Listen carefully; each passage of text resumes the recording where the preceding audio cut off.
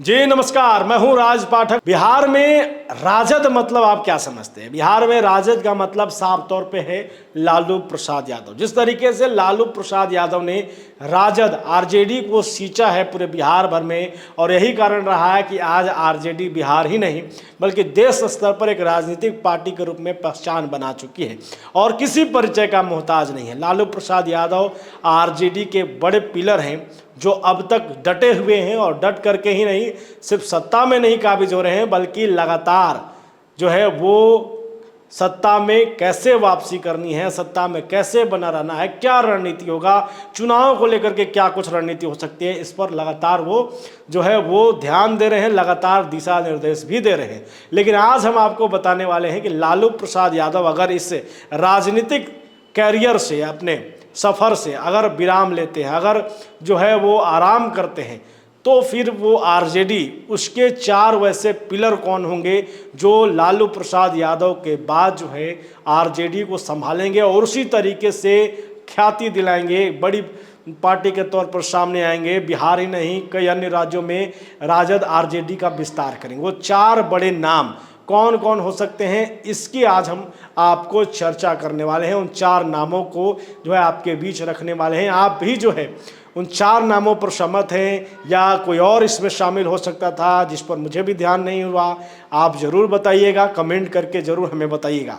लेकिन आज हम आपको बताने वाले हैं कि वो लालू प्रसाद यादव जो कि आरजेडी के पिलर हैं, अगर वो राजनीतिक विराम लेते हैं, राजनीति से संन्यास लेते हैं, तो फिर वैसे में कौन चार महत्वपूर्ण पिलर होंगे जो आरजेडी को संभालेंगे। जैसे पहला नाम सामने आता है तेजस्वी यादव का। पूर्व उप मुख्यमंत्री हैं, वर्तमान में नेता प्रतिपक्ष हैं, लालू प्रसाद यादव के छोटे बेटे हैं।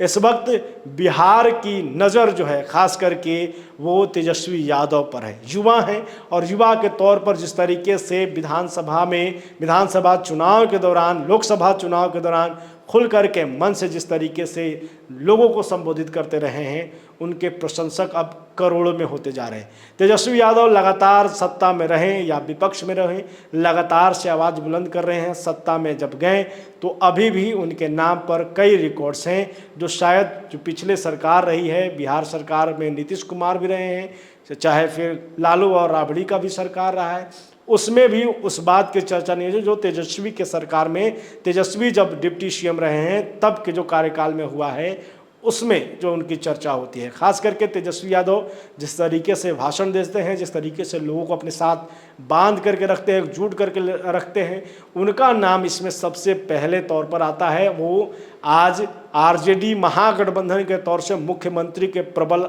दावेदार माने जाते हैं। और ऐसे में अगर आरजेडी का जो पहला पिलर, जो मजबूत खंभा होना चाहिए, वो कोई हो सकता है तो वो हो सकते हैं तेजस्वी यादव। वही दूसरे पिलर की बात करें, दूसरे नंबर पर बात करें, कौन वो मजबूत खंभा हो सकता है जो कि आरजेडी को अपने कंधे पर जो है वो भार लेकर के जो है उसी मजबूती के साथ आगे बढ़ा सकता है, तो दूसरा नाम जो है वो है आपको रोहिणी आचार्य।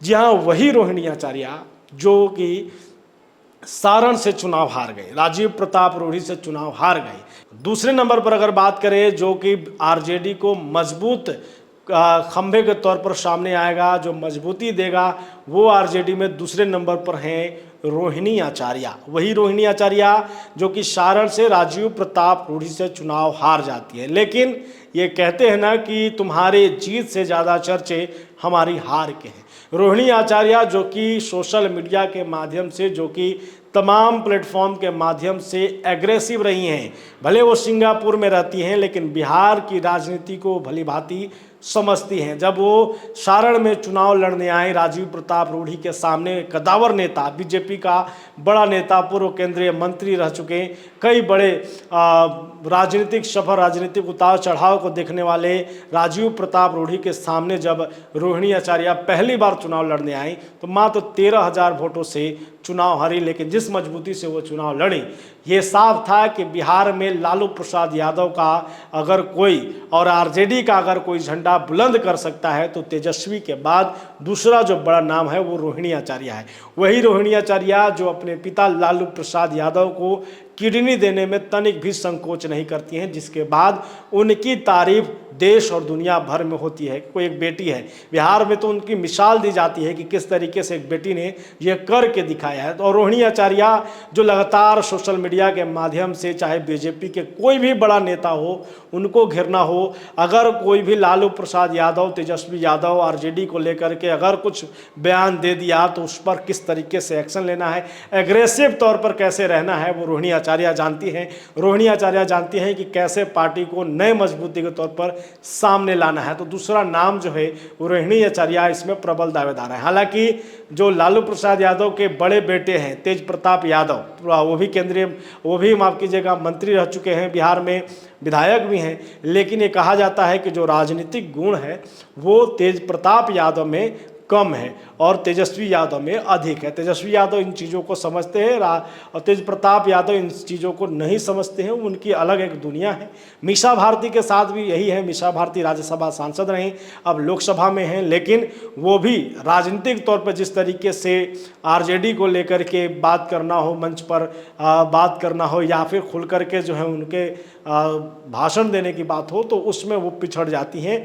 लेकिन यहाँ पर रोहिणी आचार्य का नाम आता है क्योंकि वो एग्रेसिव तौर पे सामने आती हैं, लालू प्रसाद यादव से जुड़ी हुई हैं और लगातार जो है वो लालू प्रसाद यादव और आरजेडी से जुड़े अगर कोई खिलाफ बयान आती है तो उसका जवाब देती हैं। तीसरे नंबर पर हैं मनोज झा, राज्यसभा के सांसद हैं, जामिया इस्लामिया के वो शिक्षक रहे हैं, वहाँ पर प्रोफेसर हैं, वहाँ से बच्चों को शिक्षा देते रहे हैं। लेकिन जो राजद ने उन्हें 2018 में राज्यसभा सांसद बनाया, उसके बाद फिर से एक बार 2024 में उन्हें राज्यसभा बनाया गया। राजद के वो राष्ट्रीय प्रवक्ता हैं और जिस तरीके से मनोज झा आरजेडी का पक्ष जो है वो सदन तक पहुंचाते हैं, जिसकी वजह से देश भर में जो है वो आरजेडी और आरजेडी के जो काम है, आरजेडी की जो पॉलिटिकल जो सोच है उसको सामने रखते हैं। और जिस तरीके से वो तेजस्वी यादव लालू प्रसाद यादव के साथ जुड़ करके हैं, उन्हीं के साथ जुड़ करके काम कर रहे हैं।